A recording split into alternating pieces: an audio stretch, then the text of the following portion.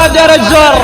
طب نياج خواتكم السياد ابن الحرام الرقاوي، نياج بنات دير الزور فهد الرقاوي اندبك.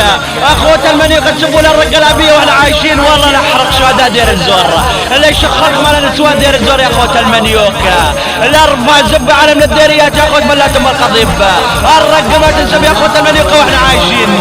ولك بكوجك ديري لا ليش اختك على قد دير الزور تسب الرقة تشمل. ليش خلق بقص اختك واختك يشد على مشدد. لاني دير الزور من باب المحرابة يا اخوة ملات ام القضيب.